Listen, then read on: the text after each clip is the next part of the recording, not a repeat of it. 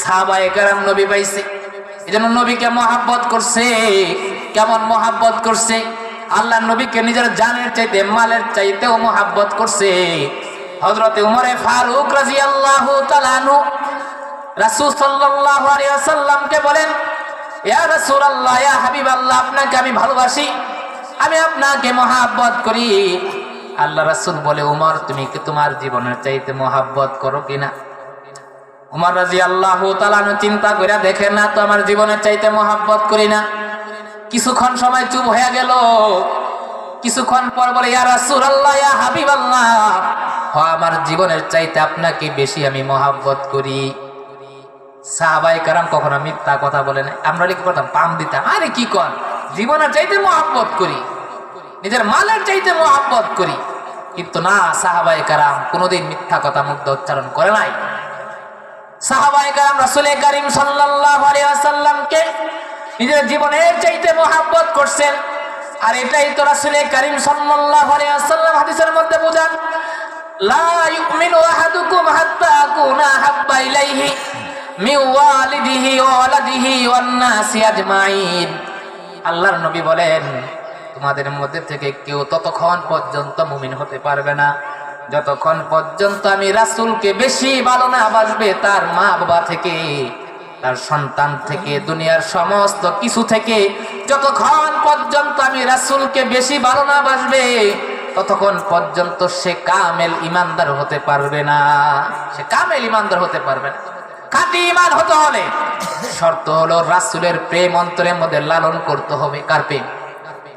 রাসূল করিম সাল্লাল্লাহু আলাইহি ওয়াসাল্লামের প্রেম অন্তরের মধ্যে লালন করতে হবে, তাহলে খাঁটি ঈমানদার হব।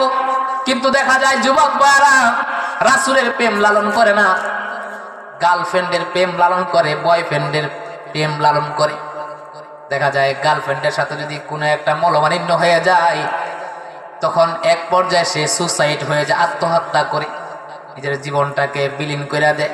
আরে যুবক ভাই, তুমি যেহেতু তোমার অন্তরের মধ্যে গার্লফ্রেন্ডের প্রেম লালন করে তোমার জীবনটাকে তুমি আত্মহত্যা করলা, তোমার জন্য তো জাহান্নাম ওয়াজিব হয়ে গেল। তুমি তো জাহান্নামকে কিনে নিলা, জান্নাত থেকে তুমি কিনতে পারলা না। পক্ষান্তরে যদি তুমি রাসূলের প্রেম অন্তরের মধ্যে লালন করতা, রাসূলকে ভালোবাসতা, আর রাসূলের সাথে রাসূলকে যদি তুমি হত্যা করতা, রাসূলকে যে গালি দেয়, মান সাব্বাল্লাহু ওয়া রাসূলাহু ফাকতুলুহু, আল্লাহ নবী কয়, যে ব্যক্তি আল্লাহ তার রাসূলকে গালি দেয় তার হুকুম হলো তাকে হত্যা করে ফেলো। যদি তুমি আল্লাহর রাসূলের প্রেম অন্তরের লালন কইরা সাথে রাসূলকে হত্যা করে ফেলতা, আর এই হত্যার কারণে যদি তোমার ফাঁসি হইতো, তোমার ফাঁসি হইতে দেরি হইতো, কিন্তু জান্নাতের ঘ্রাণ আসতে দেরি হইতো না, জান্নাতের ঘ্রাণ আসা আরম্ভ হয়ে যাইতো। সুবহানাল্লাহ। এজন্য প্রেম লালন করতে হবে। কার? রাসূলের। শ্রম দিলেন, গান দিলেন, অর্থ দিলেন, বুদ্ধি মুশারা সব কিছু দিয়ে বহুদিনের আশা আকাঙ্ক্ষা দেউটুকুতুল বাইতুল মুজামের মসজিদে ওয়াজ মাহফিল হবে, মনে খুব আশা নিয়ে ওয়াজ মাহফিলের আয়োজন করলেন। কিন্তু আজকে আফসোস, এই প্যান্ডেলের ভিতরে উপস্থিত হতে পারলেন না। নিজের বিবেককে একটু প্রশ্ন করবেন, এই দিন কি আগামী দিন আসবে কিনা? আগামীতে আপনার কাছে এরকম দিন আসবে কিনা, নসিবে হবে কিনা?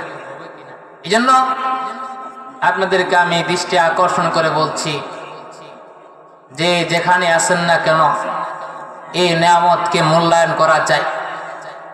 জন্য কমপক্ষে এলাকাবাসী আপনারা সবাই ঘোরাফেরা না করে, বিভিন্ন আড্ডার মধ্যে না যেয়ে এই নিয়ামতকে মূল্যায়ন করেন। এই জান্নাতের বাগানের ভিতরে আসেন, আল্লাহ পাক খুশি হবে। এই জন্য এটা একটা নিয়ামত পেয়েছি, যেন নিয়ামতের শুকর আদায় করা চাই।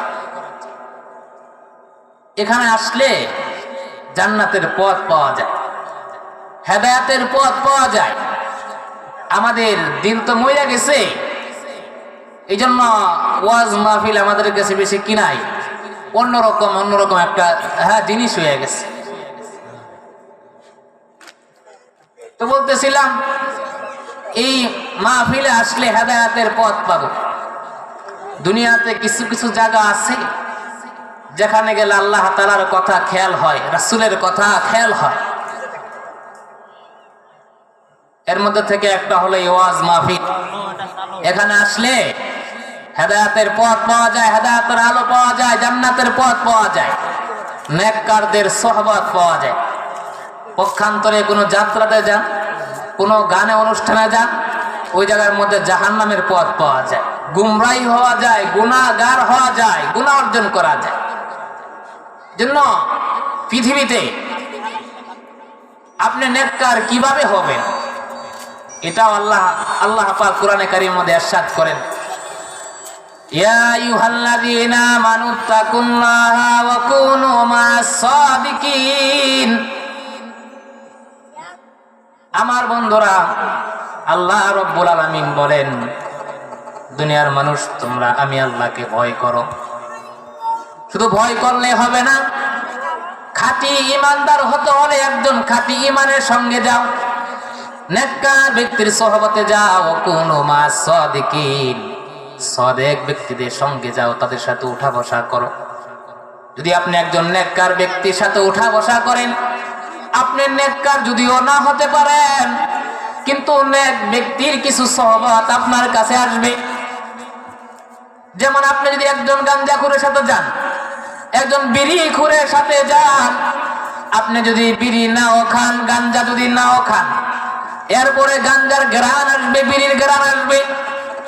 পক্ষান্তরে আপনি একজন আলেমের সঙ্গে উঠা বসা করেন, আপনি যদি আলেম না হতে পারেন, কমপক্ষে সূরা ফাতিহাটা শিখতে পারবেন। সূরা ফাতিহা যদিও শিখতে না পারেন, কমপক্ষে বিসমিল্লাহির রহমানির রহিমটা পর্যন্ত শিখতে পারবেন। বিসমিল্লাহ যদি শিখতে না পারেন, আলিফ বা তা হলো শিক্ষা করতে পারবেন। এজন্য নেক ব্যক্তি সোহবত নেওয়া। কিন্তু আমাদের দিলটা ভিন্ন রকম হয়ে গেছে। ওই যে এক মেতর সে আতরের দোকানে গেছে, আতরের দোকানে যায় আতরের ঘ্রাণ শুনে অজ্ঞান হয়ে গেছে, অজ্ঞান হয়ে গেছে। আতরের দোকানদার সে ভয় পাইতেছে, না জানি কি হয়ে যায়, যেহেতু আমার দোকানের কাছে সে অজ্ঞান হয়ে গেল, না জানি তার মৃত্যু হয়ে যায়, মামলা হলে তো আমার নামে হবে। যেন আতরের দোকানদার সে তাকে পানি দেয়, পানি দিয়ে হুশ করে, কিন্তু হুশ হয় না। অনেক মানুষ জমে গেছে। একজন লোক আইসা দেখে, কিরে এত মানুষ কেন, জিজ্ঞাসা করে, ভাই এখানে কি হয়েছে? বলে এখানে একজন মানুষ আইসা আতরের দোকানের কাছে অজ্ঞান হয়ে গেছে। বলে তাকে কি করছো? পানি দিচ্ছি, হুশ হয় না।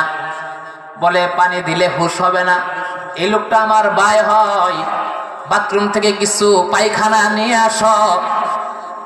পায়খানা নিয়ে আসা তার নাকের মধ্যে যখন দিলেন, তার হুশ হয়ে গেছে। মেতরের নাকে যখন পায়খানা দিছে, মেতর হুশ হয়ে গেছে।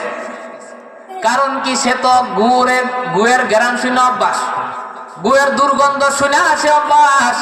এই জন্য সে আতরের দোকানে যে আতরের ঘ্রাণ সহ্য করতে পারে নাই। আজকে দুনিয়ার কিছু কিছু মানুষ গুনাহ করে অভ্যাস হয়ে গেছে। এই জন্য ওয়াজ মাহফিলের কথা শুনলে ভাল লাগে না, ওয়াজ মাহফিলের আওয়াজটা গেলে তাদের কাছে কেমন অসহ্যকর লাগে, ওয়াজ মাহফিলে আসতেও মন চায় না।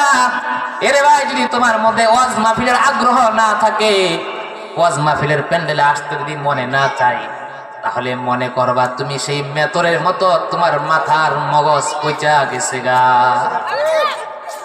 এজন্য ওয়াজ মাহফিলের আগ্রহ আসতে হবে। কারণ যদি এখানে আসেন, ওলিদের সোহবত পাইবেন, আলেমদের সোহবত পাইবেন, তাহলে আপনি নেককার হতে পারবেন। নেককার ব্যক্তির সোহবত পাইলে আপনি নেককার হতে পারবেন। এই জন্য ভাই, আপনি যদি আমের দোকানে যান, আমের ঘ্রাণ পাইবেন। আপেলের দোকানে গেলে আপেলের ঘ্রাণ পাইবেন। আপনি আতরের দোকানে যদি যান, আতর কিনতে না পারলেও আতরের ঘ্রাণ পাইবেন। এই ওয়াজ মাহফিলের প্যান্ডেলে আসলে যদি আপনি আলেম না হতে পারেন, আলেমের সোহবত পাইবেন।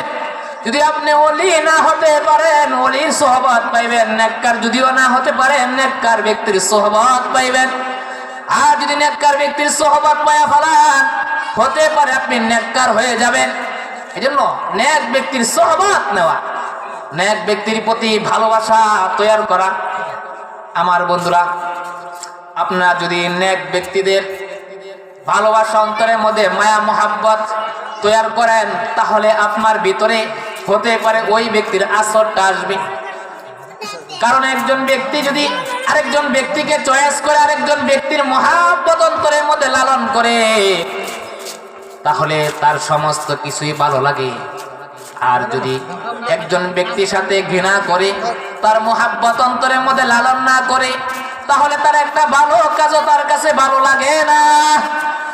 এজন্য ভালো ব্যক্তিদের সহবতে থাকা চাই, ভালো ব্যক্তিদেরকে মোহাব্বত করা চাই, আলেমদেরকে মোহাব্বত করা চাই, নেককার ব্যক্তিদেরকে মোহাব্বত করা চাই। আমরা তো নবী পাই নাই, কিন্তু নবীর নায়েব পাইছি, ওয়ারাহাতুল আম্বিয়া পাইছি, নবীর ওয়ারিস পাইছি।